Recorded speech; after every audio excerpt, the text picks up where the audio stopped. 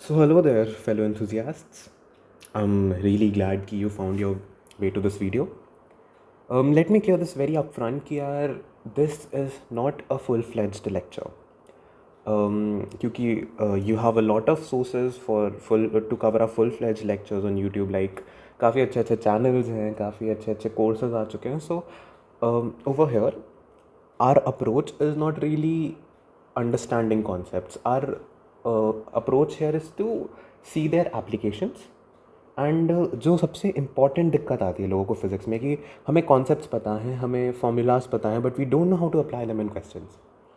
So that's where I come in. मैं I am here कि जैसे कि कुछ क्वेश्चंस टफ होते हैं इस वजह से कि उनमें एक्चुअली बहुत ज़्यादा एनरिच्ड कॉन्सेप्ट्स लग रहे होते हैं, उनमें मल्टीपल कॉन्सेप्ट्स लग रहे होते हैं, उनमें हैवी एप्लीकेशन होती है. जैसे कि अगर आप जे एडवांस के जनरली प्रॉब्लम्स देखें तो those are of those kinds कि उसमें बहुत सारे कॉन्सेप्ट्स मिक्सड अप हैं, बहुत इनरिच्ड एप्लीकेशंस लग रही हैं. So those are actually very very tough problems. But कई बार we start considering a problem tough just because हमें पता ही नहीं होता कि इसमें हम फॉर्मूला कैसे लगाएं. द लैंग्वेज इज़ कन्फ्यूजिंग, या फिर जैसे कि कुछ क्वेश्चंस में वी डोंट नो कि यहाँ पे हम टाइम इक्वेट करें, डिस्टेंस इक्वेट करें, या फिर यहाँ पे हम फ्लक्स इक्वेट करें, हम क्या करें इसमें. You just don't get the point कि यहाँ पे हम इक्वेट क्या करें, या फिर हम यहाँ पे क्या इक्वेशन बना सकते हैं just to get to our required variable. So I'll be dealing with that. And if you are coming here, then I'm presuming कि आप किसी अच्छे टीचर के लेक्चर्स देख चुके हो एंड आपने नोट्स बना रखे हैं, यू हैव प्रैक्टिस्ड वेल. आपने कोई अच्छी स्टैंडर्ड किताब यूज़ कर रखी है already for practice. Like I'd recommend concepts of physics by H C Verma sir, या फिर even Cengage publication is really good. आप डी सी पांडे सर की किताब यूज़ कर सकते हैं, या फिर अगर आप किसी कोचिंग में इनरोल्ड हैं तो हाँ, किसी भी अच्छी कोचिंग का आपने अगर मॉड्यूल सॉल्व किया है, even that is good enough. पर हाँ, मेक श्योर कि जैसे कि मैं एलन की बात करूँ तो एलन की मेक श्योर कि आप थर्ड एक्सरसाइज बिल्कुल कर रहे हैं, क्योंकि I have seen a lot of people skipping that just because उसमें थोड़े टफ प्रॉब्लम्स होते हैं. प्लीज़ आप उसको भी थोड़ा ध्यान में रखें, उसको भी सॉल्व करें. और उसके बाद आप यहाँ आ रहे हैं सो दैट जो टफ प्रॉब्लम्स हैं, जो काफ़ी ज़्यादा एप्लीकेशन मांगती हैं, उन्हें हम थोड़ा प्रॉपरली समझ पाएँ. यहाँ पे अगर मतलब लाइक छोटा से छोटा कॉन्सेप्ट भी आएगा तो मैं उसको डिटेल में भले एक्सप्लेन ना करूँ, but I just wash through so that अगर आप आपके थोड़े बेसिक्स भी कहीं कहीं थोड़े थोड़े वीक हैं, कुछ प्रॉब्लम्स हैं, तो even that stage clear. I hope आज इंट्रोडक्टरी वीडियो था तो I have taken a bit longer in the introduction. The introductions would not be this longer from now on. And now let's get to the problem.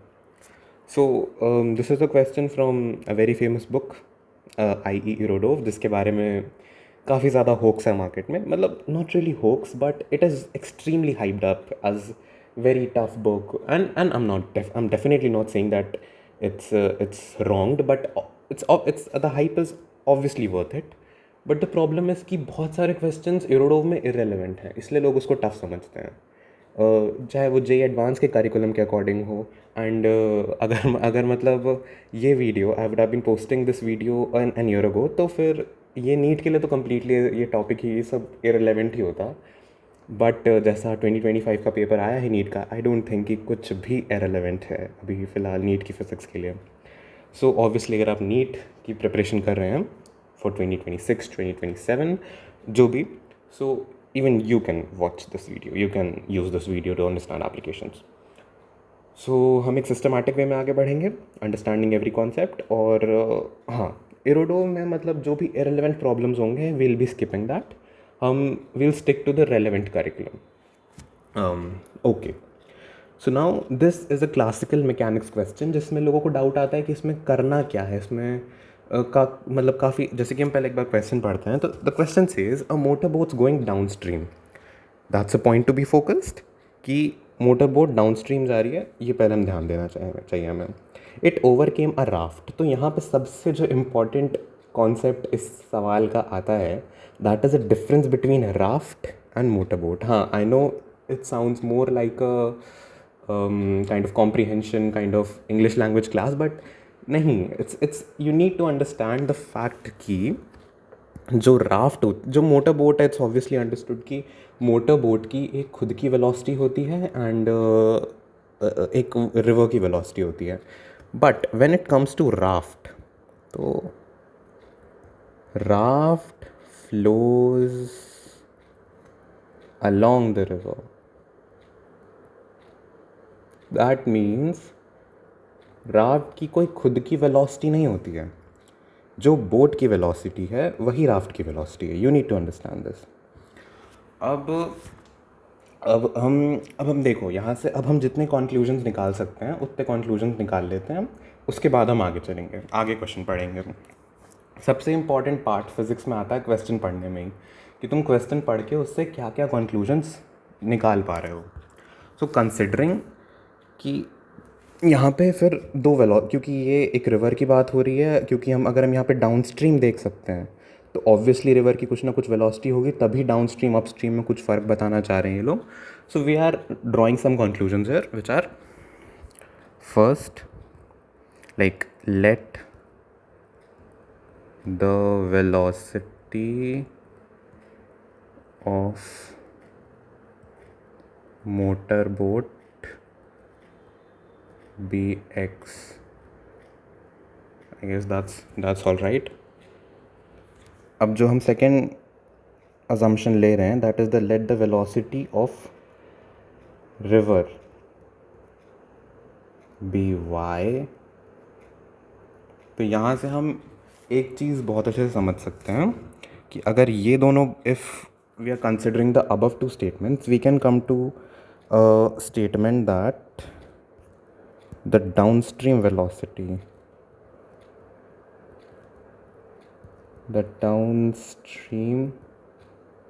please forgive my handwriting, not really a calligrapher, I'm sorry about that. The downstream velocity of motorboat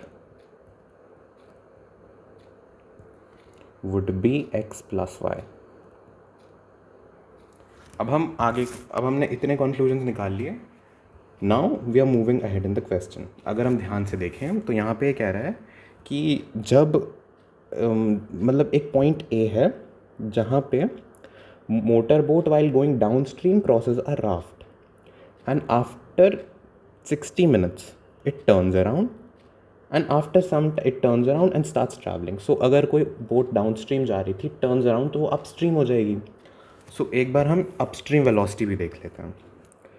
ये these are all relative motions के formula. So I hope आपको ये पता हो. नहीं पता है तो you can comment it down, I will explain it in detail. The upstream velocity of the motor boat would be x minus y. क्योंकि देखो जब डाउन स्ट्रीम जाते हैं, तुम खुद इमेजिन करो इसको कि एक बोट जो है वो डाउन स्ट्रीम जा रही है. डाउन स्ट्रीम मतलब पानी के बहाव के साथ बह रही है. तो अगर पानी का बहाव उसको सपोर्ट कर रहा है तो स्पीड ज़्यादा हो जाएगी. It would be x plus Y, right. और अगर अपस्ट्रीम जा रही है, so what do we understand with from upstream. Upstream मतलब पानी के बहाव के अगेंस्ट जा रही है. अगर ऐसा कुछ है तो मतलब वेलोसिटी कम हो जाएगी, तो x माइनस वाई. अब हमें अपस्ट्रीम डाउन स्ट्रीम समझ में आ चुका है. अब आगे देखते हैं. इसमें इन्होंने एक्चुअली में पूछा क्या है. इन्होंने पूछा है find the flow assuming the duty of engine remains constant. अगर फ्लो वेलोसिटी पूछी है मतलब यहाँ पे हमसे रिवर की स्पीड पूछी हुई है. थोड़ा लैंग्वेज पे ध्यान देना होगा क्योंकि सवालों में आजकल अक्सर लैंग्वेज को ज़्यादा ट्विस्ट कर देते हैं to make the question look difficult. अब मेन बात है कि जब तो हम एक बार पूरा क्वेश्चन को एक बार अपने दिमाग में फ्रेम अप करते हैं कि इन्होंने एक्चुअली में पूछा क्या, इन्होंने एक्चुअली में कहा क्या हमसे. कंसिडरिंग कि एक पॉइंट है ए जहाँ पे पहले एक मोटर बोट एक राफ्ट को क्रॉस करती है, वो 60 मिनट्स तक उसी डायरेक्शन में ट्रैवल करती है. उसके बाद वो टर्न अराउंड हो जाती है, तो वो अपस्ट्रीम ट्रैवल करना शुरू करेगी. अब अब फिर वो अपस्ट्रीम स्पीड से फॉर सम टाइम वो ट्रैवल करती है and it again come across is that raft, जो कि राफ्ट जो है वो रिवर की स्पीड से ही चल रही है, जो कि मैंने आपको अब भी समझाया है कि raft moves along the river, तो उसकी स्पीड रिवर जितनी होती है. अब यहाँ पे हमें मेन चीज़ समझनी है कि जब ये वापस जो मोटर बोट है वो वापस आके राफ्ट से मिल रही है, तब तक राफ्ट जो है वो 6 किलोमीटर ट्रैवल कर चुकी है. We are drawing a diagram so that हमें इस चीज़ की बेटर अंडरस्टैंडिंग मिल सके. So here we go.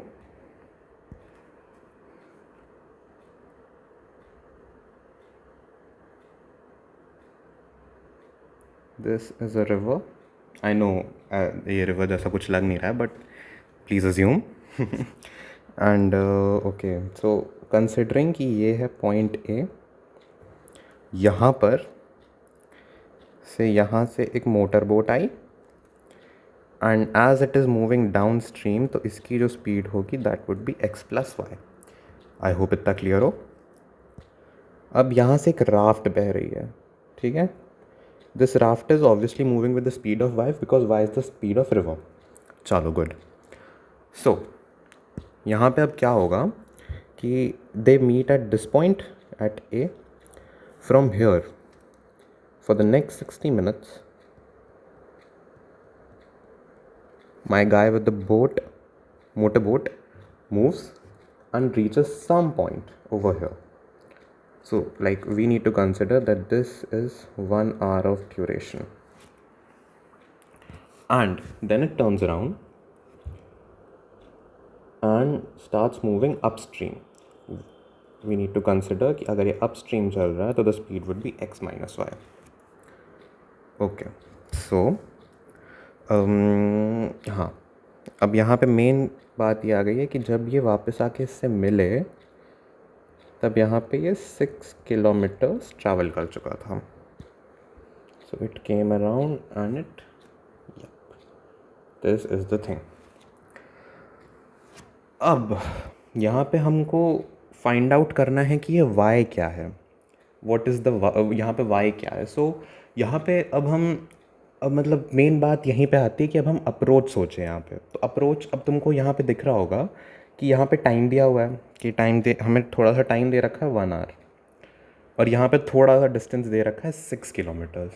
So our sole purpose over here is to connect both of these, क्योंकि डिस्टेंस और टाइम मिला के ही कुछ, मतलब अगर स्पीड पूछा तो तुम्हें कहीं ना कहीं तो हिंट लग रहा होगा कि एक तो या तो डिस्टेंस और टाइम का कुछ तो लिंकेज बनाना होगा. हमको एक जगह टाइम दे रखा है, एक जगह हमें डिस्टेंस दे रखा है.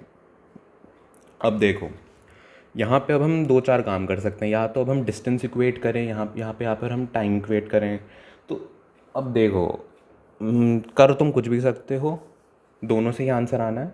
बट जस्ट फॉर लाइक मैं यहाँ पे मैं जनरली डिस्टेंस इक्वेट करना प्रेफर करता हूँ, क्योंकि दैट्स जस्ट माई वे. अगर तुम्हें टाइम इक्वेट करना पसंद है, तुम वैसे कंफर्टेबल हो, तो तुम वो भी कर सकते हो. सो तो मैं अगर डिस्टेंस इक्वेट करने जाऊँ तो मेरे को थोड़ा सा अजम्पशन लेना पड़ेगा यहाँ पे कि जैसे एक जगह का तो हमें पता ही है कि नीचे जब ये डिस्टेंस ट्रैवल हुआ तो ये 1 आवर में हुआ. हम यहाँ पे डिस्टेंस ट्रैवल, अगर जब ये अपस्ट्रीम चल रहा था, हम बस एक अजम्पशन लेंगे कि ये जो डिस्टेंस ट्रैवल किया इसने upstream, that is in T time. ठीक है. अब हमें ये जो मोटर बोट है उसकी टोटल जर्नी का टाइम पता चल गया, that is 1 hour plus T. 1 + t is the total time जितना मोटर बोट ने लिया. अब जाहिर सी बात है कि अगर ये साथ में निकले थे यहाँ पे, अगर ये ए पॉइंट से मोटर बोट और राफ्ट साथ में निकले थे, फिर कुछ टाइम बाद जाके ये यहाँ पे 6 किलोमीटर आगे वापस मिल गए, तो जितने देर में इसने 6 किलोमीटर ट्रैवल करे हैं उतनी ही देर में मोटर बोट ने ए से ले के यहाँ तक ट्रैवल किया और फिर 6 किलोमीटर दूर वापस आके राफ्ट से मिला. तो यहाँ पे हम एक बहुत सिंपल सी बात सोच सकते हैं कि टाइम तो बराबर ही है यहाँ पे. जितने देर में इसने 6 किलोमीटर ट्रैवल किए उतने ही देर में इसने इतना सारा डिस्टेंस ट्रैवल किया. अब हमें ये इतना सारा डिस्टेंस का टाइम पता है, that is 1 hour plus T time. और तो हमें बेसिकली 6 किलोमीटर का भी टाइम पता है, that is 1 hour plus T time. So basically अब हमें कुछ भी नहीं करना, कुल मिला के हमें बस ये टी की वैल्यू निकालनी है. अगर हमें टी की वैल्यू मिल गई तो सबसे बेसिक काम है यहाँ पे कि हम y निकाल पाएंगे यहाँ से, क्योंकि y हो जाएगा 6 kilometre bye 1 + t. Sorry, I hope that is very very understood. क्योंकि जो राफ्ट थी वो y स्पीड से ही ट्रैवल कर रही थी, उसने 6 किलोमीटर ही ट्रैवल किए and the time it took was 1 hour plus T time. अब हमारा सोल पर्पस यहाँ पे बन जाता है कि हमें t की वैल्यू फाइंड आउट करनी है. For that maybe we can just, we are be making equation here by let's just equate time, distance. So equating distance, we get यहाँ से हम ये समझ सकते हैं कि जो वाई, अब हम LHS पे ना राफ्ट के लिए ले लेते हैं डिस्टेंस, और RHS पे हम मोटर बोट की डिस्टेंस ले लेते हैं. तो अब हम अगर हम ध्यान से देखें, सो y स्पीड से it travelled for 1 hour plus t time. So it's basically speed into time. तो ये डिस्टेंस हो गया, राइट. वी आर, और अब हम राइट साइड पे अगर इसको इतना ही डिस्टेंस देखें, इतना ही डिस्टेंस इक्वेट करने की कोशिश करें, तो it would be x plus y into 1 plus, एक second, shit, sorry not plus, minus y minus, क्योंकि दिस इज़ द डिस्टेंस, एक second, this is the distance जो हमने ये लिखा, ये है ये distance, x plus y into 1, क्योंकि यहाँ पे x प्लस वाई की स्पीड थी, यहाँ पे 1 hour टाइम था, तो दिस इज़ द डिस्टेंस जो कि हमने यहाँ लिखा. अब हमें सिर्फ 6 किलोमीटर का डिस्टेंस, क्योंकि हमने LHS पे बस 6 किलोमीटर का डिस्टेंस लिया है, तो हमें भी 6 किलोमीटर लायक ही डिस्टेंस यहाँ पे वो RHS पे फिट करना है. तो वो कैसे होगा, ये डिस्टेंस माइनस ये डिस्टेंस, तो 6 किलोमीटर बन जाएंगे, right. So will be subtracting this like x minus y into t. I hope that much is understood. अब इसका हम ये कर सकते, अब हम इस इक्वेशन को खोल लेते हैं. Very simple.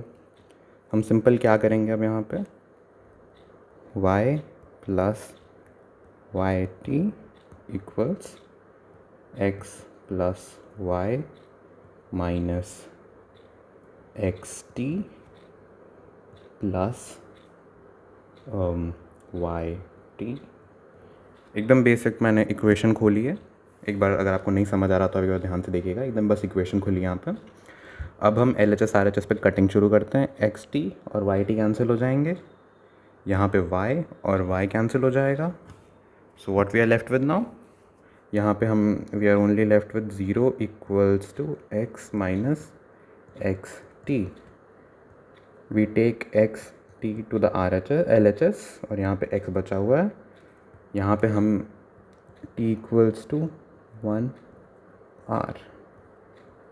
सो यहाँ हो गया है रिपब्लिक भारत का बड़ा खुलासा कि टाइम जो इस जर्नी में लगा दैट इज़ 1 hour. अब यहाँ पे अब देखो, ये हर क्वेश्चन में ऐसा नहीं होगा. Don't put on assumptions. It's just a coincidence कि ये भी 1 hour था, ये भी 1 hour हो गया. It's just a coincidence. और मतलब अगर तुम यहाँ पे थोड़ा रिलेट करने की कोशिश करो, तो यहाँ x प्लस वाई जो फास्ट था, अगर मतलब वेलोसिटी इसकी ज़्यादा थी, तो इसको 1 hour लगा ज़्यादा डिस्टेंस ट्रैवल करने में, और इसकी वेलोसिटी कम थी, तो इसने 1 hour में ही थोड़ा कम डिस्टेंस ट्रैवल किया, 6 किलोमीटर कम डिस्टेंस ट्रैवल किया. तो बस मतलब इससे हम कुछ आंसर नहीं निकाल रहे हैं, but we are just trying to relate, so that, क्योंकि रिलेट करने से आपको थोड़ी बेटर फिजिक्स समझ में आएगी. अब यहाँ पे हमें 1 hour मिल चुका है, तो हमने जो यहाँ पे जो सोल पर्पस टी बना के रखा था कि टी फाइंड आउट होगा तो आंसर आ जाएगा, वो आ चुका है. So now y equals to 6 plus 1 plus 1 which is 3 kilometre per hour. This is our final answer, 3 kilometres per hour. यहाँ पे हम लिख देते हैं 3 kilometres per hour is our final answer. तो ये एरोडोव का काफ़ी अच्छा क्वेश्चन था, जो आपने अगर आप इसको थोड़ा ध्यान से बस अप्रोच फॉलो करें तो ये बड़े आराम से हो जाएगा. So that's it from my side. Keep practising, keep going. Thank you very much.